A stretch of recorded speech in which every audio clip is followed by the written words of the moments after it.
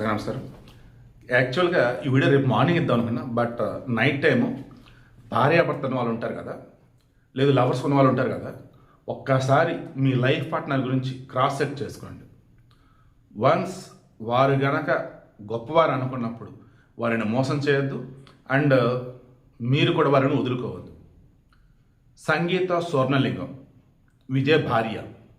ఆమె శ్రీలంక తమిళరాలు.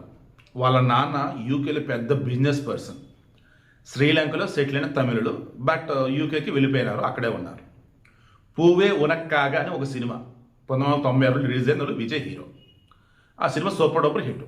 అప్పుడు ఒక అమ్మాయి యూకే నుంచి వచ్చింది విజయ్ని కలవటానికి. కోటిసూడు కూతురు వచ్చింది విజయ్ని కలవడానికి అన్నప్పుడు ఈజీగా అపాయింట్మెంట్ దొరికింది, వచ్చింది, మాట్లాడింది. అలా మాట్లాడుతున్న మూమెంట్లో గంటలు మాట్లాడుకున్నాం. Then one fine day Vijay వాళ్ళ ఇంటికి డిన్నర్కి ఆహ్వానించాడు, వెళ్ళారు. సంగీత వచ్చేసేమో సంగీత స్వర్ణలింగం హిందువులు, విజయ్ క్రిస్టియన్. బట్ ప్రేమకు మతం కులం ఉండదు కదా.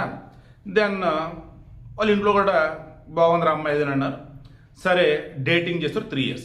1999లో ఇద్దరికి పెళ్ళారు. వారికి పుట్టినటువంటి పిల్లలే సంజయ్ జాసన్ అండ్ సాహా దివ్య, పాప బాబు. ఇక ఇప్పుడు ఆమె రేస్ చేసినటువంటి కీలకమైనటువంటి పాయింట్ ఏంటది? 2021 నుంచి నా భర్త వేరే ఒక హీరోయిన్తో చెన్నైలోనే ఉంటున్నాడు, ఇక్కడికి రావట్లా, భార్యకి గౌరవం ఇవ్వట్లా, పిల్లలను చూసుకోవటంలా, బాధ్యతగా ఉండటంలా. అటువంటి వాడితో మాకు రిలేషన్ అవసరం లేదు, విడాకులు ఇవ్వండి. మేము దాదాపు 2 yearsగా దూరంగానే ఉంటూ ఉన్నాం. అతను మార్పు వచ్చిందని, మార్పు రాలా. సో అటువంటి వాడు నాకు వద్దు అంటే ఇక్కడ ఏం చెప్పింది? 100 కోట్ల ఆస్తుంది నాకు, నేను హిందువుని, అయినా సరే అతను నమ్మి ప్రేమించి వచ్చినందుకు గాను ఎన్నాళ్ళు మా కాపురంలో ఎన్నో ఒడిదుడుకులను సహించాను, కానీ ఏకంగా నేను ఉండంగానే మరలా వేరే హీరోయిన్తో ఉంటూ రోజుల తరబడి అక్కడే ఉంటూ కుటుంబాన్ని పట్టించుకోకుండా ఇంత దారుణమైనటువంటి ఒక వ్యక్తి నాకు అవసరమా, విడాకులు ఇవ్వండి అని. ఈ మూమెంట్లో సోషల్ మీడియాలో భయంకరంగా ఏమని ట్రోల్ చేస్తున్నారు.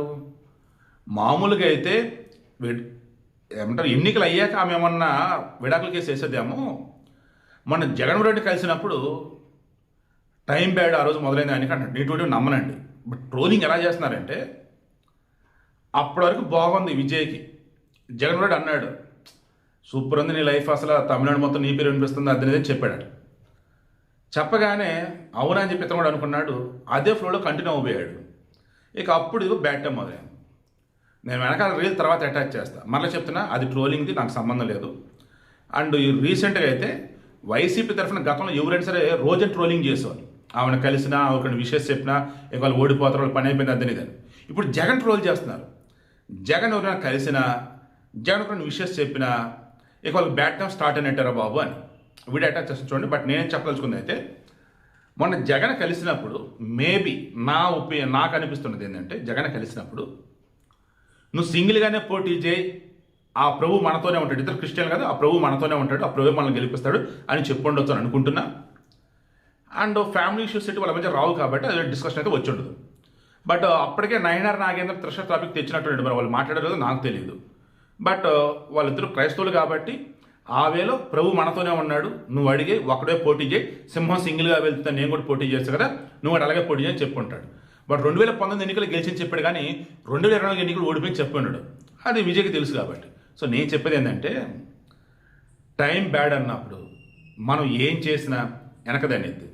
అలాంటప్పుడు పక్కన వాళ్ళ మీద నిందలేస్తా పోతా ఉంటారు. అలా ఇప్పుడు జగన్ అమాయకుడైన జగన్ మీద నిందలేస్తున్నారు. ఆ వీడియో అటాచ్ చేసి చూడండి. బట్ వీడియోలో మెయిన్ నేను చెప్పదలుచుకుంది, 100 కోట్ల ఒక మహారాణి వస్తే గొప్పగా చూసుకోవాల్సింది పోయి అనకూడదు, కానీ డబ్బులు ఇస్తే క్యారెట్ డిమాండ్ చేస్తే ఎలాగైనా సరే ఉన్నటువంటి కొంతమంది గురించి ఆలోచించి వాళ్ళతో ఉంటూ బంగారాన్ని భార్యను దూరం పెట్టుకోవటం ఏంటి, బిడ్డను దూరం పెట్టుకోవటం ఏంటి? ఇప్పుడు ఏమైంది, ఎన్నికల్లో పోటీ చేస్తాడా చేయడం ఇది నాకు అనిపిస్తుంది. ఏంటంటే ఇలా పార్టీలో ఉన్నటువంటి వాళ్ళు ఇప్పుడు వేరే పార్టీ సైడ్ వెళ్ళిపోతారు అనిపిస్తుంది. ఇందాక చూసా, పన్నీర్ సెల్వం ఎవరు జయలలిత జైల్లో ఉన్నప్పుడు ఇప్పుడు అతను ముఖ్యమంత్రిగా చేశాడు. పళనిస్వామి, పన్నీర్ సెల్వం, నాకు ఈ రుద్రపల్లి చాలా కన్ఫ్యూజ్ అవుతూ ఉంటాను. జయలలితకి నమ్మిన పాయింట్ రైట్ హ్యాండ్, అతను ఏకంగా డిఎంకేలో జాయిన్ అయ్యాడు. ఇలా అన్నాటి నుంచి కొంతమంది బయటకు వచ్చేస్తున్నారు. ఇప్పుడు ఈ తమిళగా పెట్టిన కలగం ఈ విజయ్ పార్టీ నుంచి కూడా బయటకు వెళ్ళిపోవచ్చు. ఎందుకు, ఆల్మోస్ట్ డిఎంకే గెలిచేలాగా ఉంది అక్కడ. డిఎంకే, కాంగ్రెస్, విజయ్ పార్టీ ఉంది కదా, విజయకాంత్ పార్టీ, వాళ్ళు కమ్యూనిస్ట్ పార్టీలు అందరూ ఏకమైపోయారు. ఇక ఈ మూమెంట్లో విజయ్ మీద ఇంత భయంకరమైనటువంటి ఎలిగేషన్స్ వాళ్ళ ఆవిడ చేసిన తర్వాత అసలు వాడు భర్త కూడా అర్హత లేదు, వాడికి పిల్లలను పట్టించుకోలేదు, నన్ను పట్టించుకోలేదు, ఎవరో వెళ్ళి హీరోయిన్తో ఊరేగుతున్నాడు వాడు, అంత ఘోరం ఓపెన్గా అనేసింది. విడాకులు కావాలి నాకు ఇంకొద్దు అడుగుతుంది. పెళ్ళామే చీకొట్టినటువంటి వాడితో మీరెలా ఉంటారా, ఆ పార్టీ నుంచి బయటికి రంటున్నారు అంటే వచ్చేస్తారు. పెళ్ళామే చీకొట్టింది ఆ మనిషిని, అటువంటి మనిషి మనకు కావాలని ఎవరన్నానికి ఓట్లు ఎవరేస్తారు? అయిపోయింది. ఇంకా ఎన్నికలో పోటీ చేస్తాడా చేయడం కూడా నాకు డౌట్గా ఉంది. ఓవరాల్ ఒక్కడ మాత్రం గుర్తుంచుకోండి, ఇంటి ఇల్లాలు కళలో కూడా ఆమెను కష్టపెట్టవద్దు. ఇంటి ఇల్లాలు మీరు ఎన్ని దిక్కుమాల పనులైనా చేయండి, ఆమెను మాత్రం బాధ పెట్టకండి. ఇంటి ఇల్లాలు బాధపడ్డా, ఇంట్లో ఆవు ఆకలితో అరుస్తూ ఉన్నా ఆ ఇంటికి అరెస్ట్. ఇవిడికి మెయిన్ ఇంట్రెస్ట్ ఇది, అందుకే నైట్ టైం ఇస్తున్నా. ఏదంటే చెప్పండి ఇంట్లో వాళ్ళకి, నెమ్మదిగా అర్థం చేసుకుంటారు. అంతే తప్ప మీకు నచ్చినట్టు ఊరేగుతానంటే భరిస్తారు భరిస్తారు భరిస్తారు. ఆ తర్వాత ఒకరోజు బద్దలైద్ది అన్నమాట వాళ్ళ కోపం, అగ్నిపర్వతంలాగా. ఆ రోజు మీ లైఫ్ ఇంకా రోడ్డుని పడిపోయేది. ఈరోజు విజయ పరిస్థితి కూడా అదే. 100 కోట్ల ఆస్తుండి విజయ్ నుంచి పెళ్లి చేసుకోవటం ఏంటి, ఈరోజు ఈ రకంగా అతను వేరే వాళ్ళతో ఊరేగటం ఏంటి, చివరికి ఇదిగో ఈ రకంగా. అమ్మని కమ్మని దెబ్బ ఎంత ఉన్నదో అన్నావా గోవిందా? గోవిందా, ఇప్పుడు ఇలా ఎందుకు రాలనిపించిందిరా నీకు? వివాహేతర సంబంధాన్ని కొనసాగిస్తున్న విజయ్తో తాను జీవితాన్ని గడపలేని నేపథ్యంలో తనకు విడాకులు మంజూరు చేయాలంటూ సంగీత ఆ మేరకు ఏదైతే డైవోర్స్ పిటిషన్ దాఖలు చేశాను. నేను అప్పుడే భయపడ్డాను. ఆ పాద మహిమ అంతా ఇంతానా? చావాల్సింది బ్రతుకుతుంది, బ్రతకాల్సింది చస్తుంది.